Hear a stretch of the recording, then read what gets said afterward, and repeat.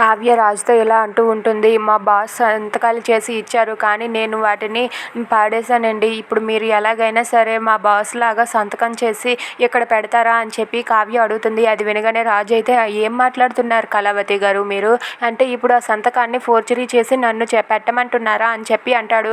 అవునండి, మీరే ఎలాగోలా ఏదో ఒకటి చేసి నన్ను కాపాడండి, లేదంటే మా బాస్ నన్ను చంపేస్తాడని చెప్పి నటిస్తూ ఉంటుంది. అది వినగానే అక్కడ ఉన్న రాజు అయితే అమ్మో నా వల్ల కాదు, నేను అలా ఫోర్జరీ చేసి సంతకం పెట్టలేను, నన్ను వదిలేయండి బాబోయ్ అని చెప్పి అంటాడు. అది వినగానే కావ్య అయితే అలా మాట్లాడతారేంటండి, మీరు నాకు హెల్ప్ చేస్తానన్నారు కదా, దయచేసి నాకు ఈ ఒక్క హెల్ప్ చేయండి అని చెప్పి అంటుంది.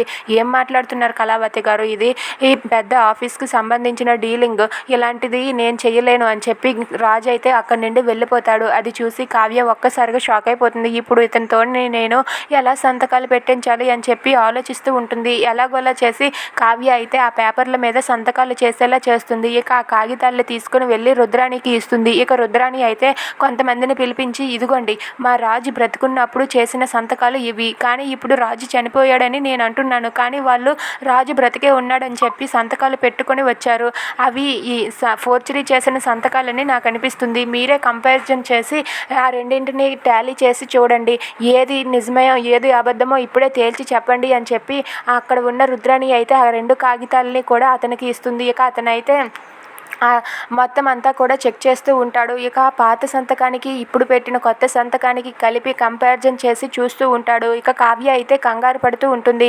ఇక అది చూసి రుద్రాణి అయితే ఇప్పుడు బయటపడుతుంది, రాజు చనిపోయాడో లేదో అని చెప్పి అనుకుంటూ ఉంటుంది. If you like this video please like, share and subscribe friends. Thanks for watching.